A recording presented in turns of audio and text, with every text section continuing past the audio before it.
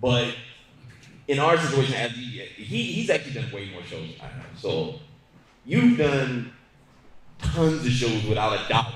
Well, yeah, my first 100 shows before I even met you, I didn't get paid anything. I sold out Herman's Hideaway. I sold out the Cervantes before it was even called. I don't even know if it was called Cervantes, Quixotes or something.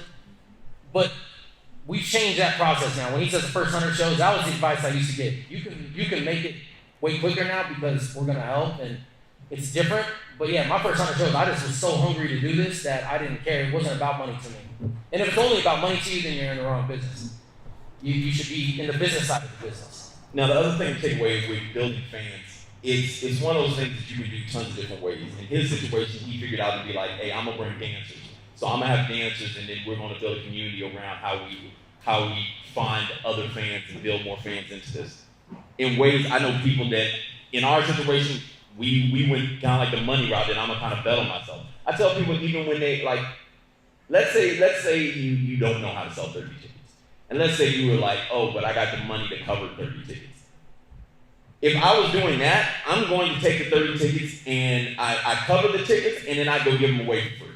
I give all 30 away for free. But give some ways of how you would do that because some people just go hand them to random people. I would find people that I'm connected to in some shape or manner. Like I told people before, like when we be on tour, we go on Tinder and like swipe everybody, swipe all the girls. Just keep swiping, everybody getting you. They ain't gotta look like anything to you at all because it doesn't matter.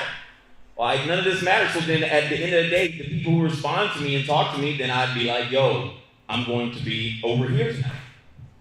And if you're as dope as you think you are, then you can probably turn them into a fan. Because they already are attached to something. They are attached to what you look like. And now that's a strong thing in the female world. Like females have a way better chance of this because they can go find tons of dudes that will more than likely buy tickets easily. If a girl goes online and just swipes everybody, I guarantee you every dude is trying to see her tonight. So $15 is the cost to see you. $15, $20 is the cost to see you, and that's just what it is. And a lot of people will either turn over to be fans, they'll be like, dang, I didn't know this person was this talented. And if they fall off, then they fall off. But this is how you start gauging who are your real fans and building that situation. Or you can go ways of, as you said, like content, which is part of our like marketing side of this. Content is so important because if you go idle, then there's nothing for me to see your face consistently. McDonald's is everywhere for a reason. We all know McDonald's food is, we know. You know what I'm saying? But then it's on every corner. And the convenience of it is just so convenient, you will eat it. You go like, it's open 24 hours against everybody else, and then it's on every corner. So then the FaceTime that I'm getting consistently doing that, this is what you have to be. You have to be McDonald's. Like you have to be in their face all the time. The more ways I get to connect to people, the more ways I go like, oh dang, this is crazy about this person. Some people I never connect with, and they can have some of the dopest music, and then I just see one thing, and I'm like, and then I go listen to their music, and then like the crazy thing is, one of my favorite artists that died was Pop Smoke. The odd thing about it is I would not give the chance to listen to Pop Smoke ever.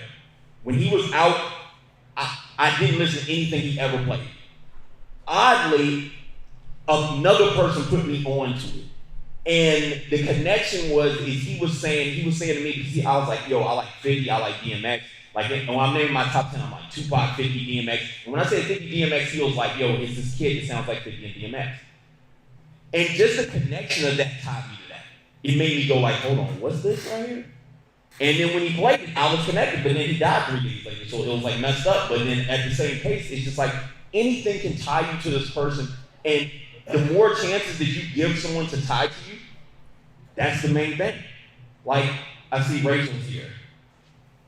One thing about Rachel, which did tie me, was when she started going into what she was posting and started posting all day and saying funny stuff, I got caught up in it.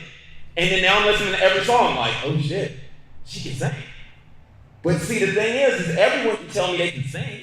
That doesn't mean I'm going to listen to it. I'm just going to go like, but she stayed consistently in our face all day. Just because you look once, when you hit an algorithm, you almost get retargeted. So like the more you post, the more people see you. And then it's like, if I look at you once, all of a sudden, if you keep posting content, you're going to pop up in my feed every single day. So I just cut you off, but.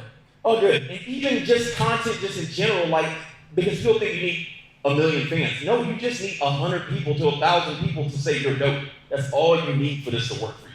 Because those 1,000 people that constantly stay, as long as you keep making content for them, they'll keep responding. You become their Netflix. Because they're going to pay attention to you just as much as they pay attention to Netflix. They're going to look at you every day. For instance, I would get things because of, like, we get sponsors and stuff like that because I talk shit on my page. So tons of my sponsors would want me to talk shit about them. They'd be like, man, talk shit about my company. That's crazy. You know what I'm saying? But it's because I would talk shit every day. It got to the point that people knew me for talking shit. Like, they'd be like, I'd go to shows and they'd be like, man, you're the dude who talk shit all the time.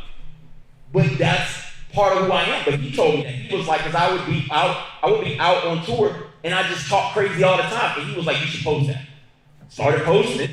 Everybody started paying attention to it. So it gave another route for people to listen to my music and be attached to me. So it built me more fans and more fans and more fans from different angles. I'm able to grab multiple fans in different aspects of life because then they see different things from me.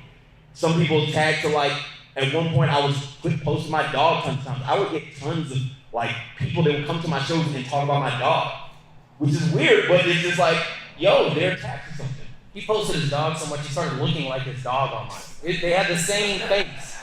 If you go back to some of his old posts, it actually looked the exact same. I was like, all right. Y'all know, if y'all know, you know. But this is the thing. So like what he's saying and what we're even saying about Rachel is create content. It doesn't have to be about your music or how cool you are, or this or that. Just be you. And if the more you be, right now it's a trick. Go do reels. Post those reels on TikTok. Post those reels on Snapchat. Post that same piece of content on both, and if you do it twice a day, you're gonna win twice as fast. But those are the only things that actually have virality that you'll get in front of new people.